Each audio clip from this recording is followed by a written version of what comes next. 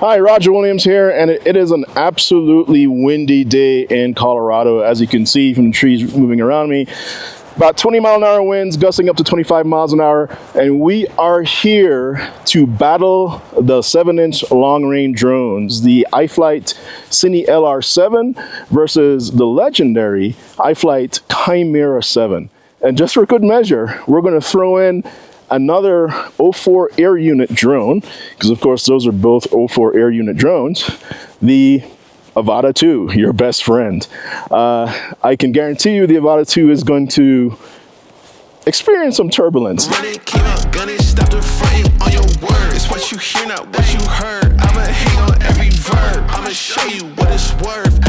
In our test range here, we're gonna well, at least with the 7 inches, we're going to summit this 10,000-foot mountain off to my right and do some dives. With the Avata 2, because of our differential here, we won't quite be able to reach the top because of the altitude restrictions. But we'll get pretty far up there, and we'll see how the winds are. Oh, yeah. Woo. All right, 98% battery. And yeah, let's we might as well get out there with some level of haste since we have a tailwind. So we're about 42 miles per hour at a 23-degree camera angle, and I'm about 50% throttle. I am a little bit doubtful that we can make it to this mountain here and back, because we're going to have a really stiff headwind on the way back. But you can at least enjoy this beautiful Avata O4 Air Unit camera. I mean, absolutely beautiful. I have an ND8 on there right now. Settings, we are shooting at 60 frames per second. We're going to put that into 30p timeline, which I feel is kind of the best combination to get the most out of the O4 Air Unit. You're getting enough frame information, obviously following the 180-degree rule. So our shutter speed is set to 120. Which is always a good thing. Follow the 180-degree rule so you don't get weird looking footage. It's going to smooth things out for you. We are unstabilized. We're going to be stabilizing this footage in gyroflow. All right, right now we're about a little over a mile out and still doing about 30 miles per hour. We've got 81% battery.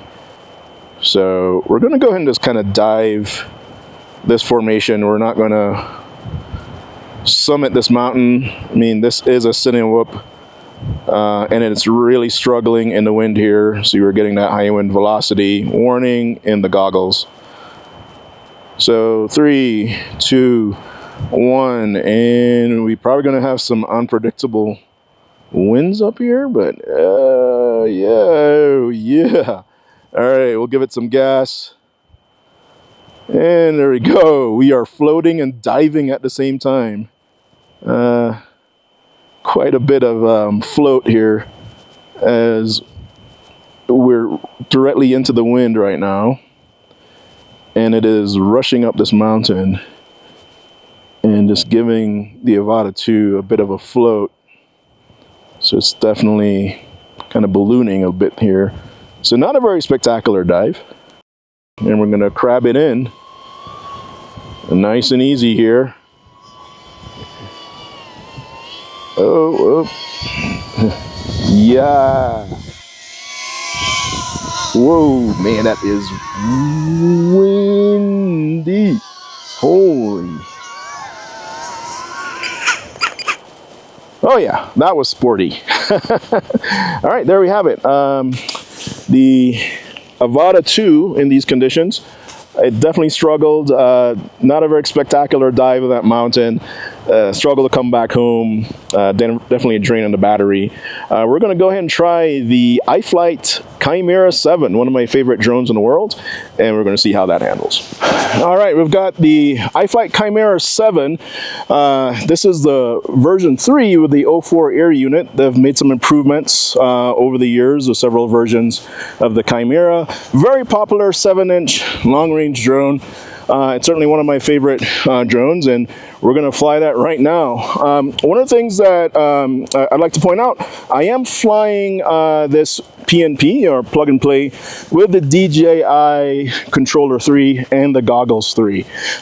Really, the O4 Air Unit with the Goggles 3, it's an excellent VTX, excellent video reception, great range on this. It'll go out several miles, and quite frankly, it's the same bandwidth or same carrier signal that the RC is using. Actually, the RC is not even communicating directly with the aircraft. The RC3 is communicating with the Goggles 3, and the Goggles 3 off of these aerials, yeah, right on your forehead, which may not be, I don't know, the most comfortable thing in the world, is actually communicating with the aircraft. So I use the DJI controller just out of convenience. I'm not a big fan of the Xbox style controller. It's a little flimsy. I do prefer the larger kind of Radio Master controllers, but just out of convenience and simplicity, I want to do PNP on these drones. And here we go. Oh yeah.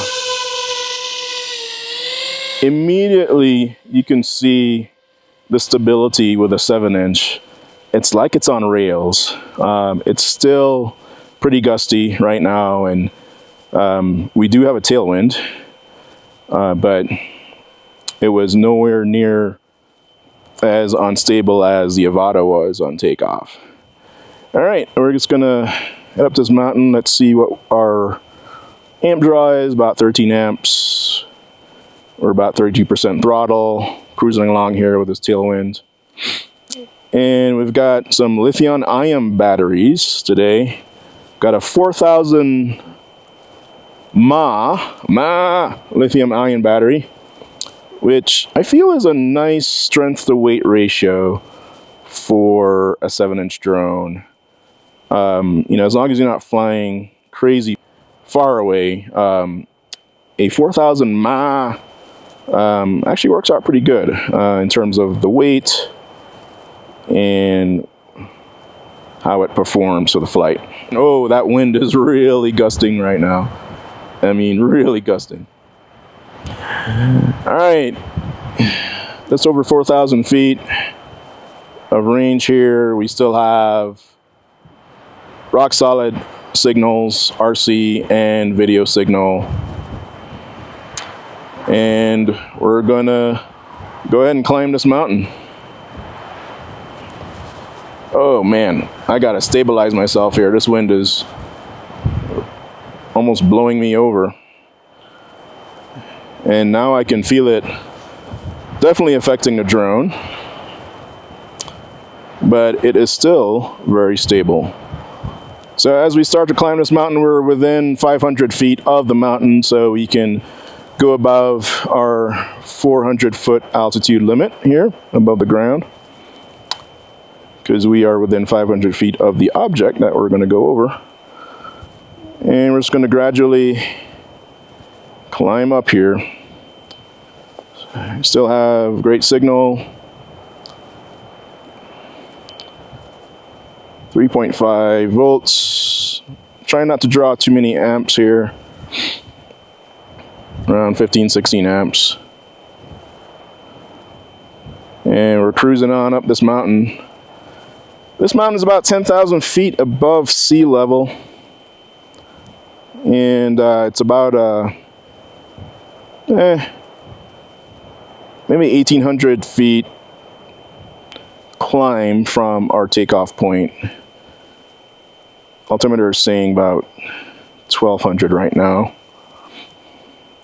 All right, 3.5 volts, decent amps. There we go. 1,300 feet. All right.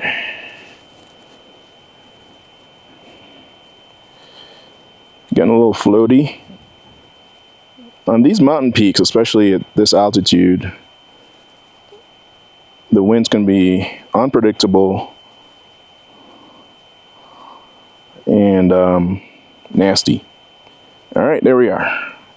And we're going to dive, get some beautiful cinematic shots. Here we go. It's definitely diving better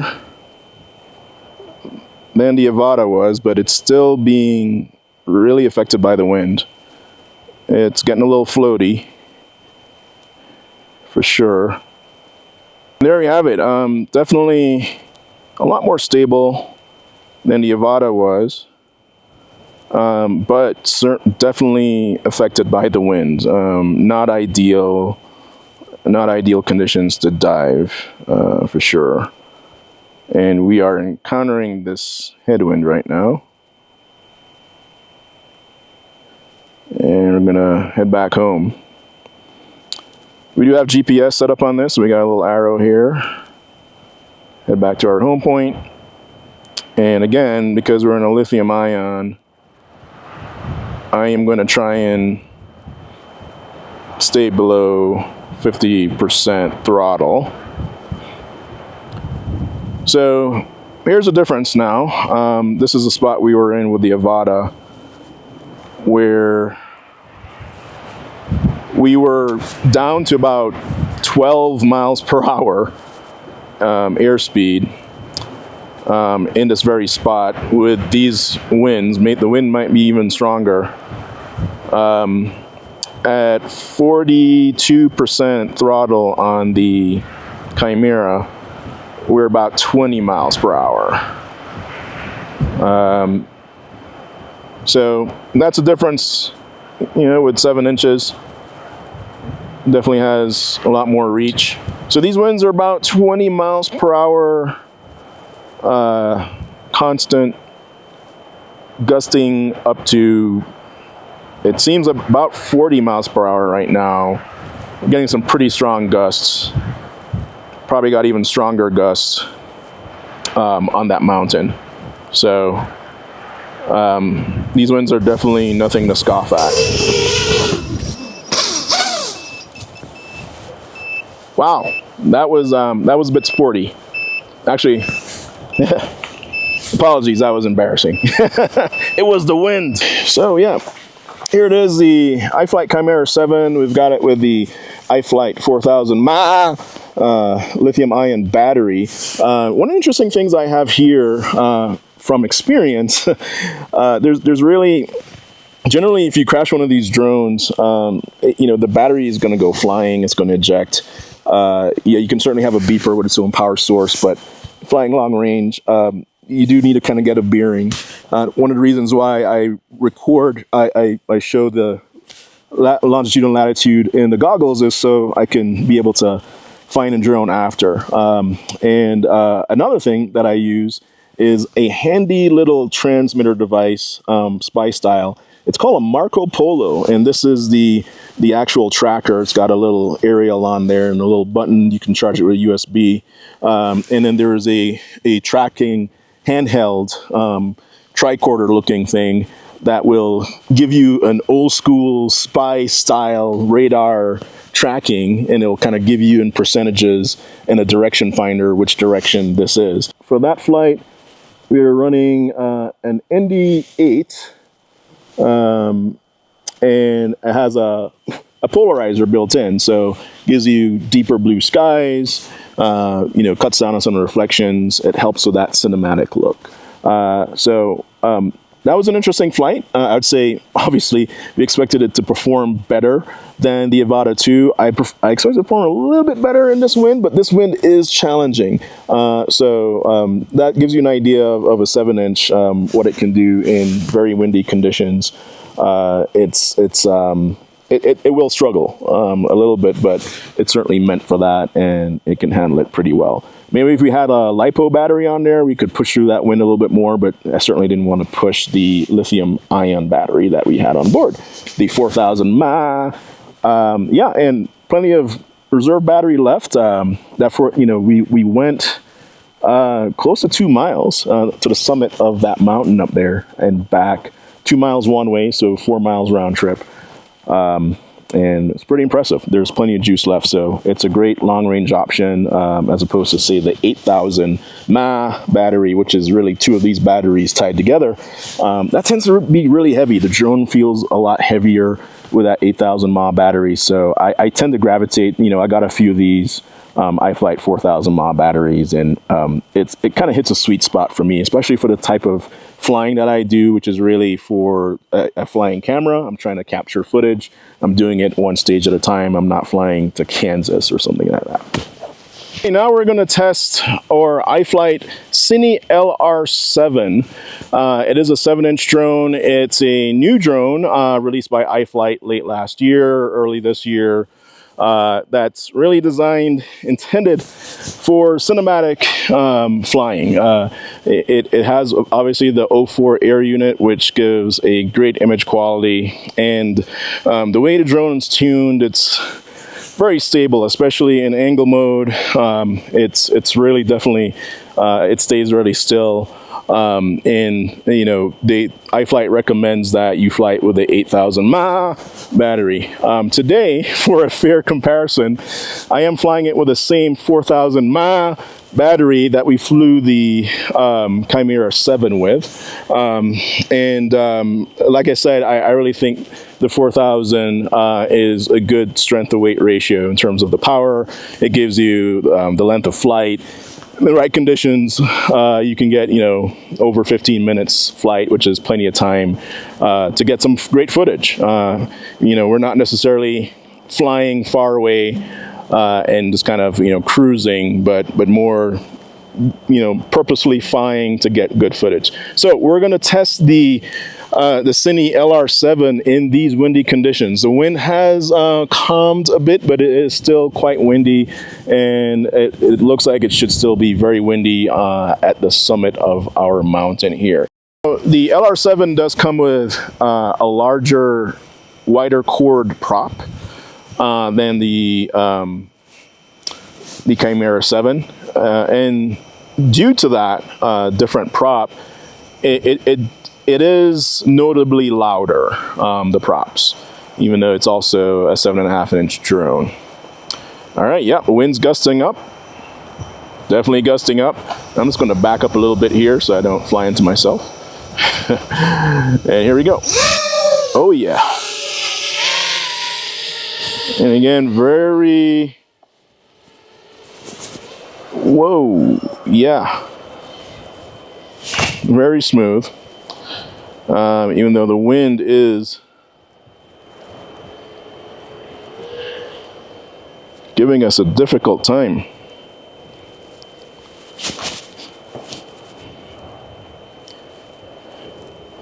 There we go. All right, so we're about similar throttle in the 30s there.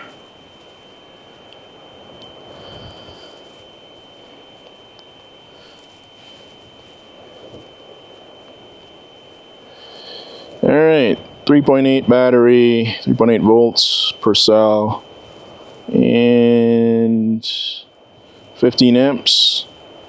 It's pretty good. You don't want to tax these batteries too much. You want to be super gentle with them. So, very similar handling to the Chimera. It does feel different. It definitely does feel like it's more tuned. It's hard to say because we're getting such a significant tailwind with a strong crosswind component right now. I am seeing more vibration because it didn't seem to exist in the Chimera, but I am seeing vibration in the goggles. So we'll see how that stabilizes in post. And I think I have a slightly shallower camera angle on this.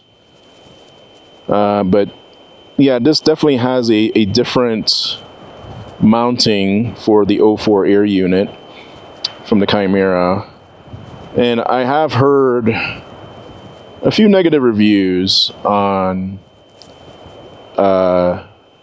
some shake, which we seem to be experiencing.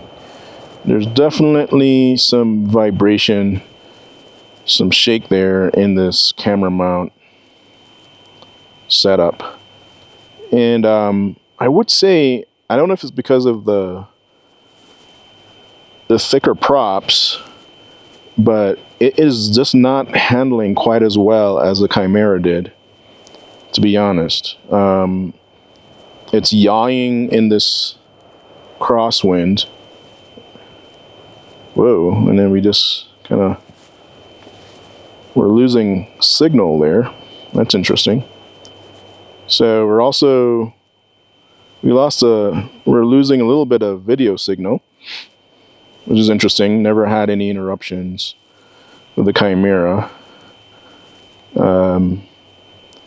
The two large antennas on the back are facing us, so the drone is tipped forward, so the antennas are kind of tipped away from us, so that could play an issue there.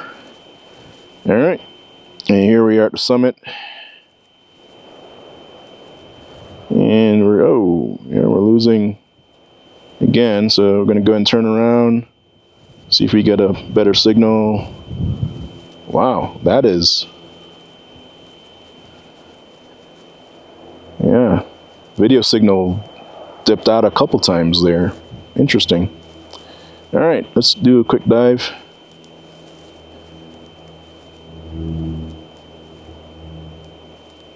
Yeah, it's as floaty as the Chimera was, probably a little floatier coming down this mountain, where it's really hard to, and unsafe, quite frankly, to dive too close to the mountain right now.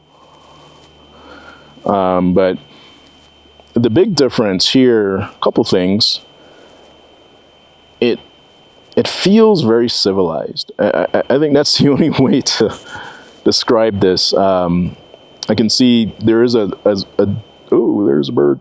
There's a notable difference in the tune with the LR7 and the Chimera.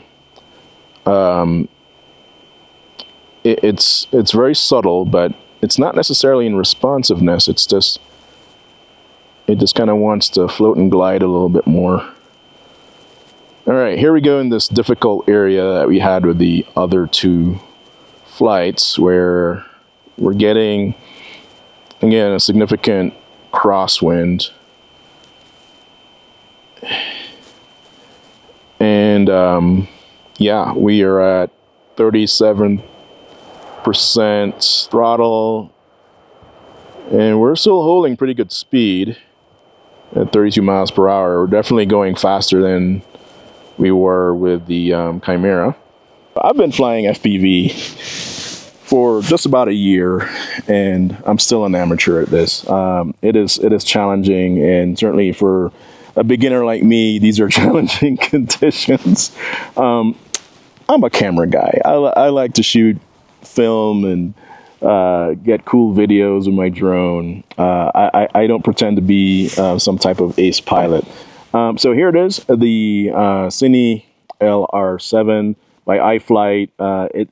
It's definitely a lot more productized as a drone. You can see here the thicker props compared to a larger cord compared to that Chimera 7. I have my Marco Polo on here as well in case we lost it.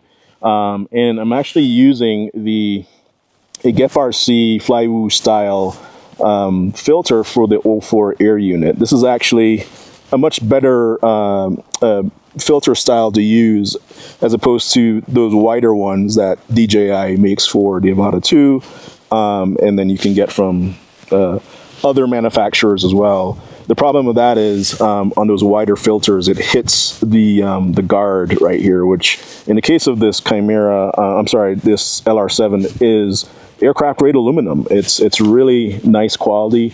It's certainly a little bit heavier than the Chimera. You can kind of feel that weight, but everything does feel very high quality. So there you have it. The battle of the 7-inch long range. Here we go. The iFlight LR7 Cine versus the venerable iFlight Chimera 7, the version 3. Both O4 Air units, you know, same image. Basically, you're getting out of both of them, but certainly some little concerns with the mounting on the LR7. We were observing in the goggles some jitters. We'll see if that will come out in post in gyroflow, and we'll go from there.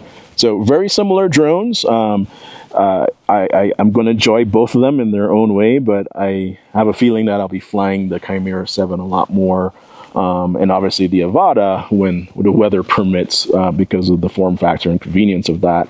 But certainly the my preference now is definitely the Chimera, especially considering we had some issues here with the VTX signal. A little bit concerning, a little disappointing, I'd say, on the LR7, but great drone overall. I'ma get into it. I can't break, that's the thing about me.